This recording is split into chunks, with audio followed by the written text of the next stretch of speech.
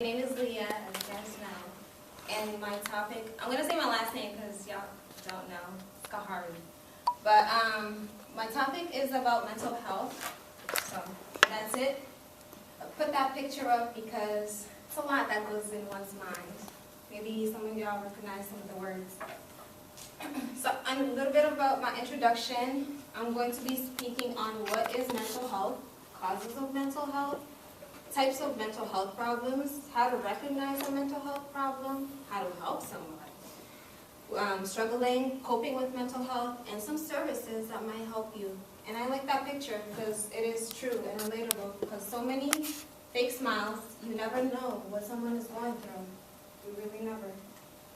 Alright, so what is mental health? Mental health is the health of our emotional, psychological, and social being. It affects how we think, how we behave and perceive things, aka how we take things. Mental health is important at all ages. So I wanted to talk a little bit about masking, if you've heard of the word. So masking is a way of hiding, a way one hides their mental health problem and their symptoms to seem normal around others. So I put this statistics because I thought it was important. In 2022, sorry if you can't read it, over 3/4 of college students, which is 77%, experienced moderate to serious psychological distress. That's a big number. 35% of the students were diagnosed with anxiety, and 27% were diagnosed with depression. And May, next month, is Mental Health Awareness Month. So causes of mental health, these are just some, not all. It can include drugs, which can be self-diagnosed, aka taking marijuana, and abuse, prescribed medication. Let's say you were taking some opiates in high school or got injured, and then you start taking it outside of that. History of abuse and trauma, maybe you saw someone get beat, sexual assault, anything. Isolation or being lonely. Chemical imbalances in the brain, and medical complications. Let's say you got a diagnosis or something tragic that can mess up your mental health. Then I put a little picture of some other causes. So type of mental health problems, this is not all, but just some. Depression, which is like a dark cloud around your head. You just feel like there's this dark cloud. Eating disorder. This is really important because for me, not to say like that, but I've always been a picky eater, so I've struggled, and this is me being vulnerable. I've struggled with eating, and I know it's a problem, and with my age now, I try different foods, and I've helped myself. Anxiety, you feel like you're always fidgety, and PTSD. If you are in the military, or as we said, if you saw something traumatic. How to recognize a mental health problem. So when someone has withdrew from their friends, you know this person to be social, you know this person to be outgoing, but all of a sudden they start distancing themselves, they don't want to go out, you should, check up on your strong friends. I don't know if you've ever heard of that saying. The person has low energy and problems sleeping. Either they sleep too late at night or they sleep too long. That is a problem. When I used to work at FedEx, I used to sleep for too long, and I knew that job wasn't for me because it was affecting my mental health problem. My mental health, I mean. So alcohol or drug abuse, extreme mood changes. You're good today, you're down the next hour. That is a mental health problem. Suicidal thinking, start having those thoughts, that voice inside your head, feel like you're not worthy of being on this earth. You have violent or hostile, angry behavior. It's not normal, that's a problem. I also want to talk about the stigma, and we should stand up against the stigma, because there's no health without mental health. This is our crown. Our head is our crown. How to help somebody struggling. I'm so sorry, and I did not realize it cut off. So we just have an open discussion about their problem. You can offer encouragement and support to the person. help them find a mental health professional, that's what it was supposed to say, and be a listening ear without judgment. You don't always have to put an input just because somebody's opening up to you. Just listen. Some people just need that. And then I put a little key. If you have a friend or a loved one diagnosed with a mental health illness, you can treat them with respect, reach out and let them know that you're available, offer to help them access, don't define them by their diagnosis, and learn and share the facts about mental health. So how can you cope with mental health? There's some strategies. So coping is the conscious strategies to help to reduce unpleasant emotion. So there's problem-based, which you can create a to-do list, a little check-off. You can practice time management and problem-solving skills. You can practice and establish healthy boundaries, telling your friends, no, I don't want to go there, or no, I don't want to go. Speaking up. There's also emotional-based coping mechanism, which is exercising. For me, I got a gym membership. I do calisthenics as well. It helps me get out of the house and helps me do something and see my improvement. Journaling. I brought a little journal, a couple journals I have. So this one says, look how far you've come and keep going. And this is a writing prompt, so I use them to help me. You can also engage in a hobby. I like doing nails for fun, so that is my hobby.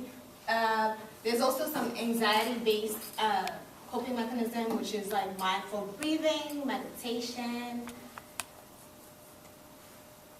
I also wanted to bring this up. This is a screenshot from the school website. We, in most colleges, have services that help students and also faculty if they do want to seek a counselor, but they don't know where to go. So this is, I literally typed mental health at the MCC website, and it showed this is what was on their website. So yeah, take a look. You should take a look, because I use the service here, and it actually helped. I felt like someone heard me outside of my friends. I wanted to put this up because I want you guys to see how serious it is. So in 2020, we can start on the top left. The percentage of the U.S. adults in 2020 that received therapy in the last 12 months, 8% men. That is so surprising, but I'm not too surprised. And 12% were women. I feel like men are more shy to seek for help because they're taught not to show their vulnerable side. And I feel like that's why the number is low. And also this right here is a chart, a little graph, showing the percentage between men and women. The men are blue and the women are green. So the first one on the left, it says any mental health treatment. Obviously, the women are on top. I don't know why. I know why. But I just said it why, but I think I just said that as a placeholder. And then we can go on the right. Reasons people haven't seen a therapist. I'm going to pause so you can say something. Yeah, so out of what percent is that for 100%. Oh, okay, that's done then. But out of what percent of the people seeking therapy, but then, sorry, what percent of like men have mental health issues but don't get therapy? Can we read that? Because I feel like you threw me out. I was not expecting that. Can you hold on to that one? Yeah. Okay. All right. So reasons people haven't seen a therapist. So 41% say I don't feel like I need it. I feel like everybody needs at least to be heard. You don't need to seek a therapist, but have someone to hear you out. 23% said I can't afford it. But as I mentioned, like this school offers free service without insurance. 10% say I don't know, I don't want people to know, and also 10% I don't believe it will help. It does help. I don't want to talk to anyone, and I can't find anyone nearby. BetterHelp. BetterHelp.com.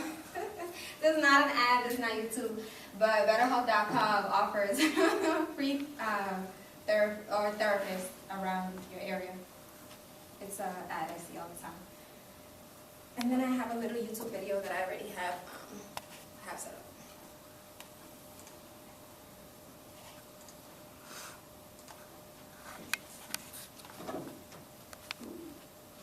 Very often, young adults who have been through rough times want to speak out to help others in similar situations. That's the case with our Awareness Day honorary chairperson, Demi Romano. Many of you may know Demi from her early days with Disney, or from her hit songs or from her role as a judge on The X Factor. But it's her passionate advocacy on behalf of young people who share her history with mental health challenges that brings her to Awareness Day. The U.S. Secretary of Health and Human Services, Kathleen Sebelius, has presented Demi Romano with a special recognition award in appreciation of her advocacy work. And here's what she had to say about her young adults. Hello, I'm Demi Romano. One of the most exciting things about becoming a young adult is that you start to have a say in your life. Where you live, where you work, what you do. Unfortunately, it's hard to feel in control when your life is out of control.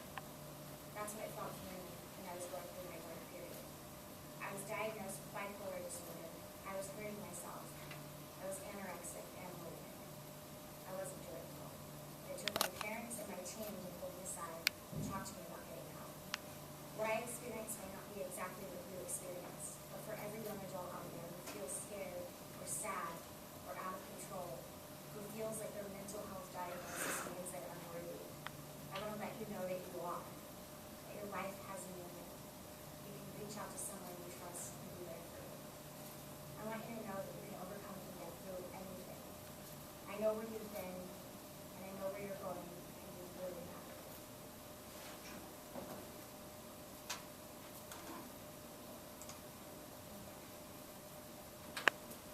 So with that, I just want to encourage the class to A few minutes.